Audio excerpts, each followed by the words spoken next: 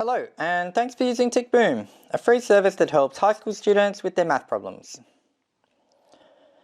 For this video, I'm going to be taking a look at question 11 from exercise 5G of the Math Extension to Cambridge textbook.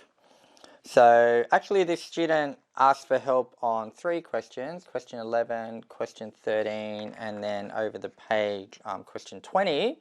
But what I'll do is in this video, I'll focus just on question 11, and I'll take a look at those other 2 questions in separate videos. So this exercise 5G, it relates to topic 5G, which is vector equations of circles, spheres, and planes. And for this question 11, we're particularly looking at vector equations of circles. So if we come and have a look at the question reads, suppose that the point A has position vector, A vector equals 3, I vector minus J vector. Part A, write down a vector equation for the circle passing through A with center at the origin. Part B, explain why the tangent to the circle at A has vector equation R vector minus 3i minus j vector dot product 3i minus j vector equals 0. And then part C, hence find the Cartesian equation of the tangent. Now the student is particularly asking for help on part B, so that's the bit I'll focus on. I think part A and C are probably straightforward enough that you could work out. I mean, part A, the vector equation for a circle with center at the origin, we learn is just the vector whose magnitude equals that radius, and a constant radius. And if it passes through A, we know that the magnitude of A must be the radius, so you can get that as the square root of 3 squared plus negative 1 squared, which is 9 plus 1 is 10. So you get the vector whose magnitude is equal to the square root of 10. That would give you the circle required. So that's how you think about part A. Part C, the Cartesian equation, would kind of follow on from this here, or if you wanted to, you could probably just use old school methods to work out the equation of a straight line, knowing that you've got the coordinates of one of the points, and you could also work out the gradient. So I'll focus here on part B, why the tangent to the circle at A would have this vector equation. So maybe I'll just put this book to the side. Just line this up. Okay, so I'll just start by writing out what we're told. So we've got this position vector,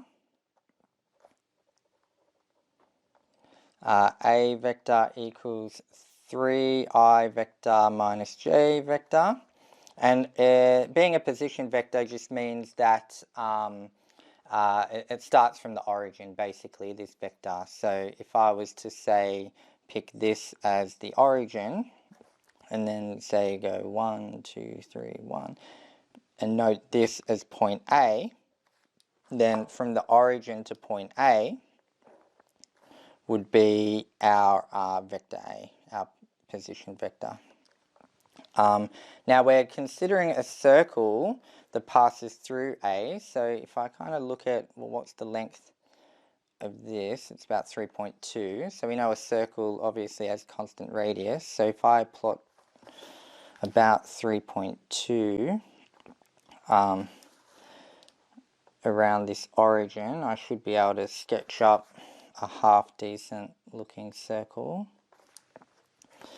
Alright, so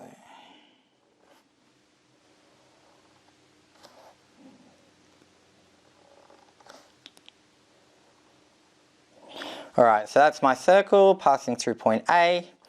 And for part B, we want to show that R vector minus 3i vector minus j vector dot product 3i vector minus j vector is equal to 0. And that this equation comes from the tangent passing through point A, essentially. It reflects that. So I think a natural place to start would be to draw on this tangent. So I'll just note this tangent at point A. And I think the key is to, I guess, know what we're dealing with here in terms of this r vector. Because we know 3i vector minus j vector is A, so we know that's A vector and that's A vector. But we haven't necessarily been told what r vector is. And in general, the r vector will essentially be this vector starting at the origin, and for our purposes, we'll just have it keep going until we hit this tangent line. So if we call this point R, the vector from the origin up to this point R, I'll call that R vector. That is what's eventually going to allow us to get to this result. So we've got this R vector, so going from origin to point R. We've got this point A for A vector. And what I'll do is, I think it's helpful now to think about this vector AR, which lies on the tangent, because being tangential to the circle at this point means that we know that this vector here and this vector will be perpendicular to each other. And it's that then lets us get to our result, because we know that the dot product of two perpendicular vectors will be equal to 0. So I think step one is to find what a r vector is in terms of r and a vector. So we can say a r vector, how we can get from a to r is we can go from a to o, so a o vector, and then go from o to r, o r vector. A o, going from a to o, is the same magnitude as a vector, just the opposite direction. So that would be negative a vector. And then OR is what we've defined as r vector. And I'll just write that as r vector minus a vector, because that's going to line up nicely with our, what's essentially r vector minus a vector here. Alright, so from there, essentially what we can say is, since AR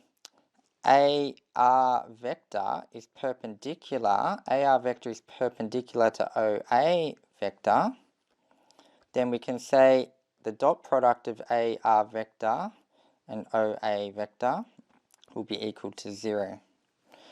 AR vector, as we just saw, and I'll just note it here for completeness, is R vector minus A vector. That's what we just worked out. So we can say, therefore, R vector minus A vector dot product OA, which is A vector, is equal to 0. And from here we can just insert our definition of A vector. So therefore, R vector minus 3i vector minus j vector dot product 3i vector minus j vector is equal to 0. That equation relates to the tangent as at point A specifically. Panic boom! So I think that's how you tackle that question.